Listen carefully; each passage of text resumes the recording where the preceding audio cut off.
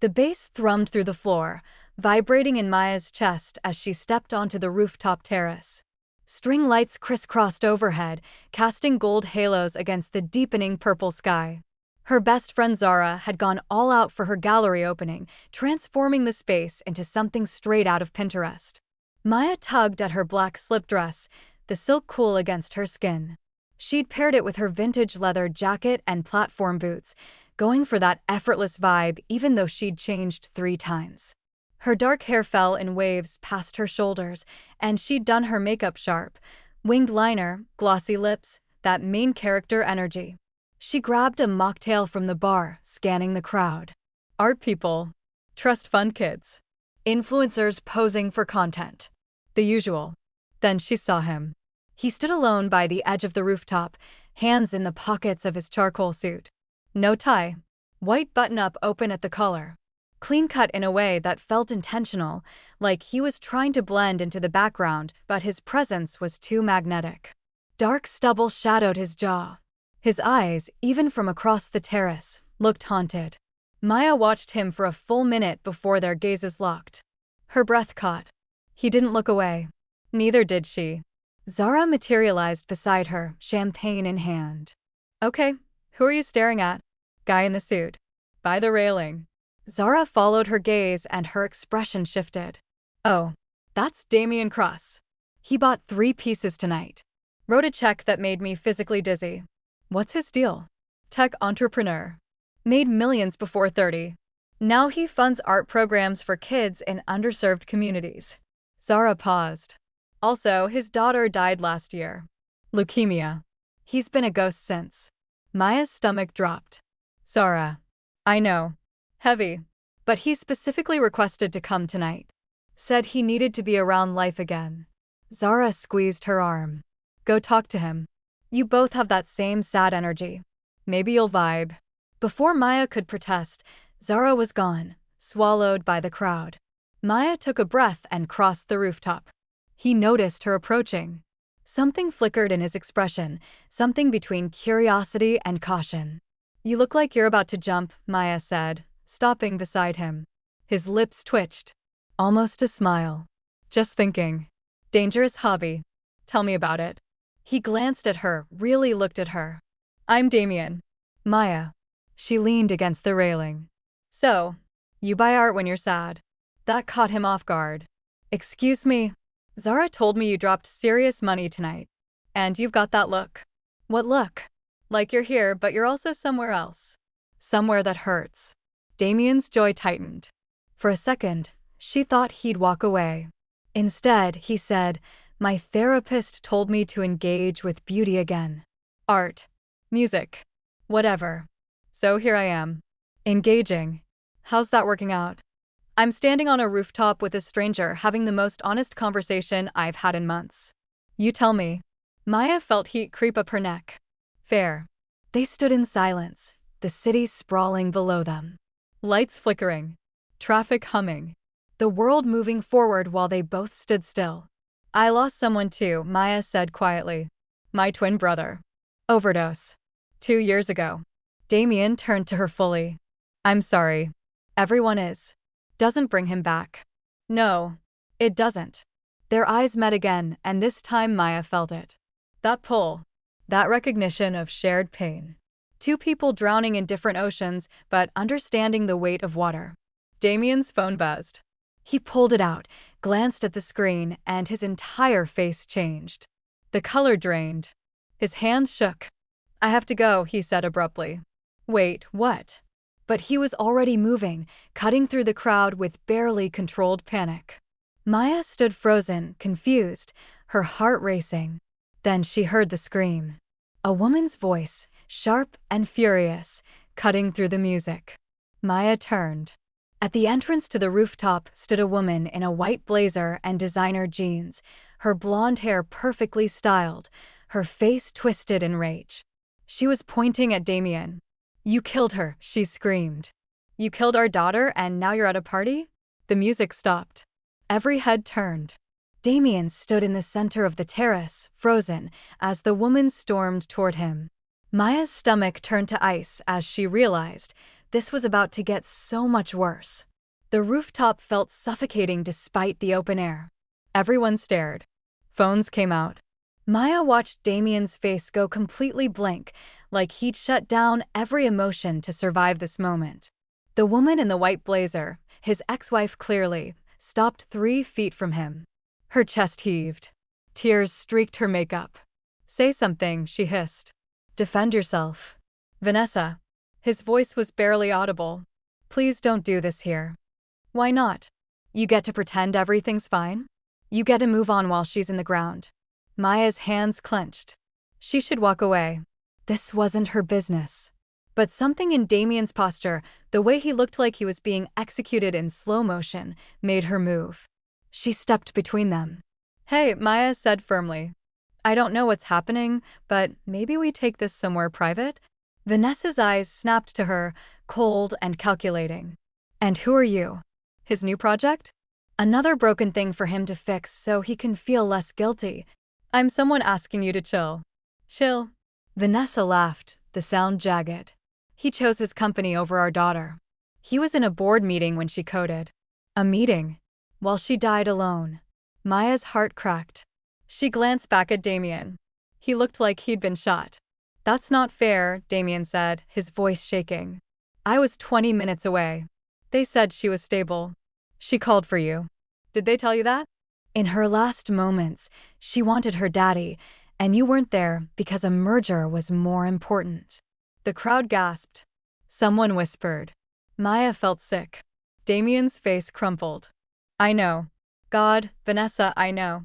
I live with it every single day." "Do you?" "Because you look pretty alive to me. Buying art. Flirting." Vanessa's gaze cut to Maya. "Moving on." "I'm not moving on. I'm trying to survive. By pretending she never existed? By honoring her memory the only way I know how." The roar in Damien's voice shocked everyone, including Maya. He never raised his voice. She could tell. This was a man who swallowed everything. "The foundation," Damien continued, his voice breaking. "Every kid we help. Every family we save from bankruptcy. Every treatment we fund. That's for her. That's all for Lily." Vanessa's expression twisted. "You can't buy redemption, Damien." "I'm not trying to. I'm trying to make sure no other parent has to choose between their child's life and financial ruin. You chose work over her. And I'll regret it until I die." "Is that what you want to hear? That I hate myself? That I wake up every morning wishing it was me instead?" Damien's voice cracked completely. "I can't bring her back, Vanessa. But I can try to do something that matters." Vanessa stared at him, tears streaming. Then she looked at Maya. "Run. He'll destroy you too. It's what he does." She turned and left, her heels clicking against the concrete. The crowd slowly dispersed, awkward and uncomfortable. The music started again, too loud, too cheerful. Maya and Damien stood alone in the center of the rooftop. "You should go," Damien said, not looking at her. "Probably. I'm serious." "She's right. I'm a mess." Maya stepped closer. "So am I." He finally looked at her. Those haunted eyes now swimming with unshed tears. "You don't want this." "Maybe I do." "Maya. My brother died because I didn't answer his call. I was on a date. Having fun. Being a normal 24-year-old. And he called me, probably to say goodbye, and I silenced my phone." The words tumbled out, raw and sharp. "So yeah, I get it. The guilt. The what-ifs. The feeling like you don't deserve to be happy." Damien's breathing was uneven. "Does it get better?" "I don't know yet." They stood there, two shattered people in the wreckage of their pasts, and something shifted between them. Something dangerous and inevitable. Damien reached out, his fingers brushing hers. "Want to get out of here?" Maya knew she should say no. Every red flag was waving. But she laced her fingers through his anyway. "Yeah." They left the rooftop together, neither of them seeing Zara watching from the bar, her face creased with worry. Neither of them seeing Vanessa in the parking garage below, sitting in her car, making a phone call. "He's with someone new," Vanessa said into the phone, her voice ice cold. "A girl. Early 20s. Dark hair." The voice on the other end responded. Vanessa's smile was cruel. "Perfect." Let's remind him exactly what he's capable of destroying. 3 weeks later, Maya's apartment smelled like coffee and rain. She sat cross-legged on her vintage velvet couch, wearing an oversized band tee and bike shorts, her hair piled in a messy bun. Damien sat across from her in joggers and a black Henley, barefoot, looking more relaxed than she'd ever seen him. They'd fallen into this. Late-night conversations. Shared silences. Takeout containers scattered across her coffee table. He'd peel back one layer of trauma. She'd match him with her own. It was twisted and codependent and probably unhealthy, but it felt like breathing after being underwater. "Tell me something real," Maya said, pulling her knees to her chest. Damien looked up from his phone. "What do you mean?" "Something you've never told anyone." He set the phone down. Outside, rain battered the windows. The city lights blurred through the water. "I was relieved when Lily died." Maya's breath caught. Not relieved she was gone, Damien continued, his voice hollow. Relieved the waiting was over. The hospital visits. The false hope. The watching her suffer. And then I hated myself for feeling relieved. Still do. Maya reached across the couch, taking his hand. "That's called being human." "Doesn't feel human. Feels monstrous." "Your turn." He squeezed her fingers. "Hit me." Maya swallowed hard. "I knew my brother was using again. I saw the signs. But I didn't want to deal with it. I was tired of being his savior. So I pretended I didn't notice.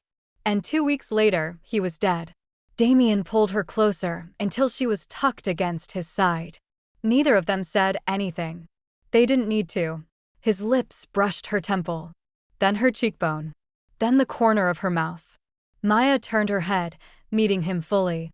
The kiss was desperate and gentle all at once, tasting like grief and coffee and something that felt dangerously like hope. When they pulled apart, both breathing hard, Damien's phone buzzed. He ignored it. It buzzed again. And again. "You should check that," Maya whispered. Damien grabbed it, glanced at the screen, and his entire body went rigid. "What?" He turned the phone toward her. A text from an unknown number. A photo. It was Maya, leaving her apartment building 3 days ago. Another of her at the coffee shop she frequented. Another of her and Damien together last week. Below the photos, a message. "She's pretty. Would be a shame if something happened to her." Maya's blood turned to ice. What the hell? Damien was already on his feet, pacing, running his hands through his hair. "This is Vanessa. It has to be. Your ex-wife is threatening me? She's unraveling. After Lily died, she spiraled. I tried to help, but she blamed me for everything. The divorce got ugly. Her lawyer tried to destroy me. She wanted the company, the house, everything. Did she get it? Some of it. But not enough, apparently." Maya stood, her heart hammering. "Damien, this is insane." "I know. I'll handle it." "How?" Before he could answer, Maya's phone rang. Unknown number. She answered on speaker. "Maya?" A woman's voice. Smooth. Familiar. "Who is this?" "Vanessa Cross. We should talk." Woman to woman. Damien lunged for the phone, but Maya held up a hand. "About what?" Maya asked, her voice steady despite the panic rising in her chest. "About the man you're sleeping with. Did he tell you what really happened the day Lily died?" "He was in a meeting. You said it yourself." Vanessa laughed, cold and bitter. "Is that what he told you?" "Sweet. He was with his assistant. In a hotel room. I have the receipts." Maya's stomach dropped. She looked at Damien. His face had gone ashen. "That's a lie," he said, his voice shaking. "Is it? Check your email, Maya. I just sent you something interesting." The line went dead. Maya's hands trembled as she opened her email. There it was. Security footage. Timestamp. The day Lily died. Damien entering a hotel with a woman. Young. Blonde. Definitely not his dying daughter's hospital room. "Maya." Damien's voice broke. "Let me explain." She looked up at him, tears burning her eyes. "You were cheating? While your daughter was dying? It's not what it looks like." "Then what is it?" "I can't." He backed away, his face crumbling. "God, I can't." "Can't what?" "Tell me the truth. The truth will destroy everything." Maya's voice rose, raw and furious. What's left to destroy, Damien? Tell me. He looked at her, and in his eyes she saw something that terrified her. Not guilt. Not shame. Fear. That woman in the video, he said slowly. She's not my assistant. She's Lily's biological mother. The air left the room. What? Vanessa couldn't have kids.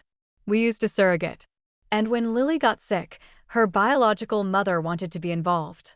Vanessa lost it. Threatened to expose everything if I didn't cut contact. But I couldn't. This woman carried my daughter. She deserved to say goodbye. Maya's mind spun. So you lied to Vanessa. To protect everyone. And Lily died while you were with her birth mother. I was trying to give them both closure. And instead, I lost everything. Maya sank onto the couch, her world tilting. This was so much worse than an affair. This was layers of deception and pain and impossible choices. Damien knelt in front of her. I should have told you. I'm sorry. Is Vanessa dangerous? I don't know anymore. She used to be the most stable person I knew. Now, he shook his head. Grief changes people. Maya's phone buzzed. Another text from Vanessa's number. One word, run. Maya didn't run. She should have. Every instinct screamed at her to ghost Damien, block his number, move to a different city. But she'd never been good at self-preservation. Instead, she dug deeper. 2 days after Vanessa's threat, Maya sat in a coffee shop across from Zara, laptop open between them. Rain hammered the windows. Maya wore her usual black jeans and cropped sweater, gold hoops catching the dim light. Her makeup was minimal today. She looked exhausted. You're insane, Zara said, stirring her latte. You know that, right? Noted. His ex is literally stalking you and you're what, playing detective? Maya pulled up an article. Look at this. 3 months after Lily died, Vanessa tried to have Damien committed. Claimed he was a danger to himself. Was he? The court didn't think so. But Zara, she tried to take his company. Said he was mentally unfit to run it. Zara leaned back. Okay, so she's unhinged. Why does that make you want to stay? Because something doesn't add up. Maya clicked to another tab. Vanessa's social media. Every post about Lily. Every single one. But look at the dates. Zara squinted at the screen. They're all after Lily died. Exactly. Before that? Nothing. Not one photo of her daughter. Not one mention. Maybe she was private. Or maybe she wasn't as devoted as she claims. Zara's eyes widened. You think she's lying about Damien? I think she's rewriting history. And I need to know why. Maya's phone buzzed. Damien, can we talk? My place. It's important. She showed Zara, who grabbed her wrist. Don't go alone. I'll be fine. Maya. I have to know the truth. An hour later, Maya stood outside Damien's penthouse. Floor-to-ceiling windows overlooked the city, rain streaking the glass like tears. Minimalist furniture. Neutral tones. The kind of space that felt empty despite being full. Damien opened the door in a gray crewneck and dark jeans, his hair disheveled like he'd been running his hands through it. He looked wrecked. Thanks for coming, he said quietly. Maya stepped inside, shrugging off her damp leather jacket. You said it was important. It is. He gestured to the couch. Sit. Please. She sat, her pulse racing. Something in his energy felt off. Desperate. Damien paced in front of the windows. I need to tell you something. And after I do, you'll probably leave. But you deserve the truth. Okay. He stopped, facing her. Vanessa's not wrong about me. I am dangerous. Not physically, but emotionally. I destroy people. It's what I do. Damien, let me finish. He swallowed hard. After Lily died, I fell apart. I was drinking, not sleeping, making terrible decisions. My board wanted me gone. Vanessa wanted me institutionalized. Everyone thought I'd lost it. Had you? Partially. But I was also trying to expose something. Maya's breath caught. Expose what? Lily's treatment. The hospital received a massive donation from my foundation right before her diagnosis. And the experimental drug they put her on? It failed in trials. But somehow it got approved for compassionate use. For her specifically. Maya's mind raced. You think someone at the hospital pushed a dangerous treatment because of your money? I know they did. I have proof. Emails. Internal memos. They gambled with my daughter's life to keep my funding. Jesus Christ.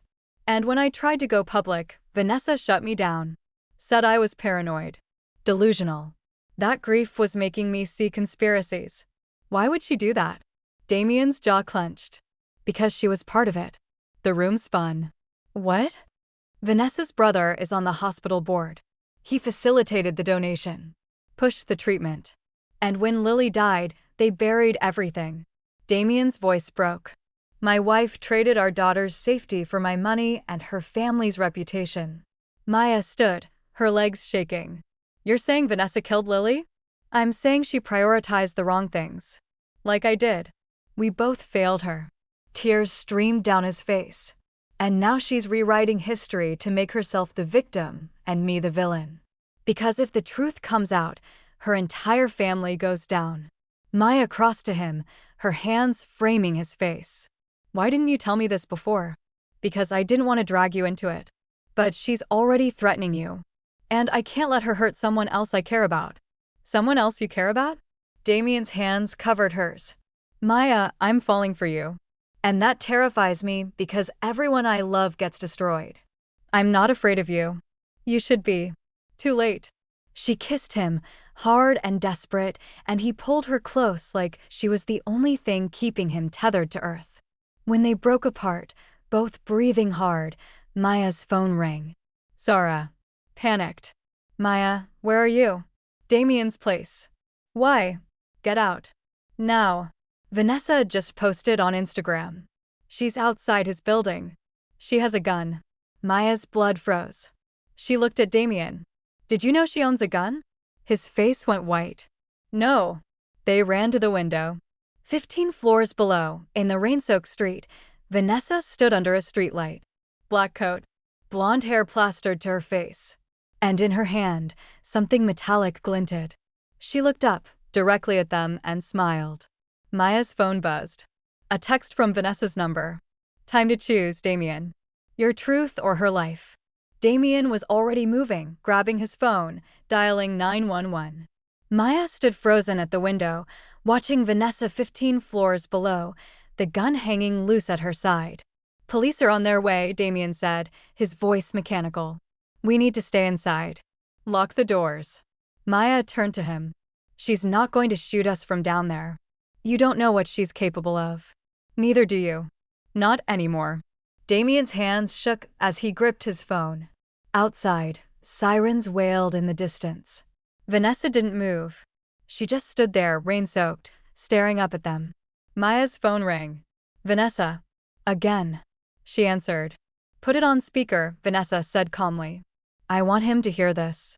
Maya hit speaker. Damien moved closer, his face ashen. I'm listening, Maya said. Good. Here's how this works. Damien drops his little investigation. Buries the evidence. Admits publicly that he's unstable and I'm the grieving mother he abandoned. Or I tell the world what you did, Maya. Maya's heart stopped. What I did? Your brother. The overdose.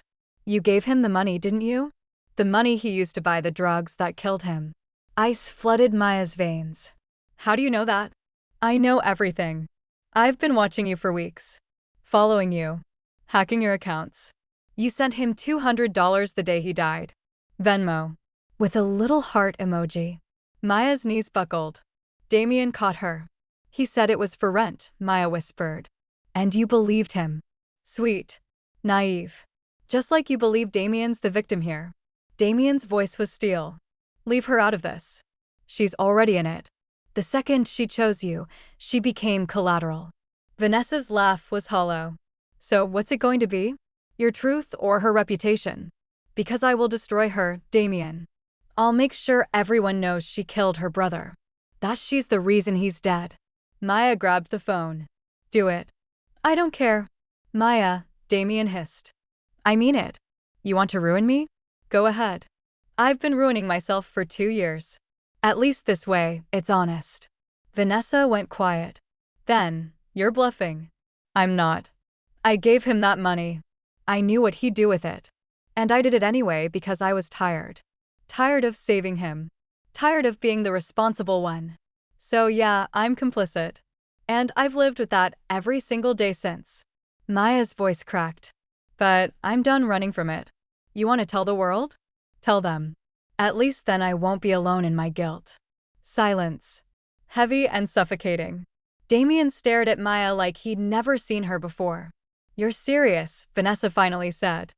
Dead serious. But here's the thing. You expose me, I expose you. Your brother. The hospital. The money trail. All of it. We all go down together. You have no proof. Damien does. And he'll use it if you come after me. Another beat of silence. Then Vanessa's voice, smaller now. He already chose his work over Lily. He'll choose his truth over you too. Maya looked at Damien. His eyes were wet, conflicted, torn apart. No, Maya said firmly. He won't. Because unlike you, I'm giving him a choice. And I trust him to make the right one. She hung up. Police lights flooded the street below. Officers surrounded Vanessa. She dropped the gun, hands raised, her face crumpling as they handcuffed her. Damien and Maya watched in silence as Vanessa was led to a police car, still screaming, still broken. When it was over, Damien turned to Maya. You just sacrificed yourself for me. I sacrificed myself for the truth. There's a difference. I don't deserve you. Probably not. But you're stuck with me anyway. He pulled her into his arms, burying his face in her hair. They stood like that for a long time, two shattered people holding each other together. What happens now? Maya whispered. I go public. Expose the hospital. Burn it all down. And us. Damien pulled back, looking at her with those haunted green eyes that had first caught her across a rooftop. We figure it out. One broken piece at a time. That's the least romantic thing you've ever said. I'm not good at romance. Lucky for you, I'm not good at anything. He almost smiled. Almost. 6 months later, Maya stood in front of a kindergarten class wearing paint-splattered overalls and her signature platform boots, her hair in 2 braids. The walls were covered in colorful drawings. Sunlight streamed through the windows. This was her fresh start. Teaching. Creating. Being around life again. Her phone buzzed. A text from Damien, who was across the country testifying in the hospital case. Miss you. This is hell. She smiled, typing back, you're doing the right thing. Proud of you. 3 dots appeared. Then, I love you. Her breath caught. He'd never said it before. Not out loud. Not in text. She typed, I love you too. Now go destroy them. A laughing emoji. Then, yes ma'am. Maya pocketed her phone and turned back to her students, tiny humans with paint-covered hands and endless questions. She'd lost her brother. Damien had lost his daughter. They'd both lost versions of themselves. But standing here, in this classroom full of chaos and color and second chances, Maya felt something she hadn't felt in years. Hope. Not the kind that erases pain. The kind that exists alongside it. The kind that says you can be broken and healing at the same time. Her phone buzzed one more time. Damien again. When I get back, let's get takeout and watch terrible movies and not talk about trauma for once. Maya laughed, tears pricking her eyes. She typed, deal. And for the first time since her brother died, since Damien walked into her life carrying his own wreckage, Maya believed they might actually be okay. Not fixed. Not whole. But okay. And sometimes, that was enough. The end.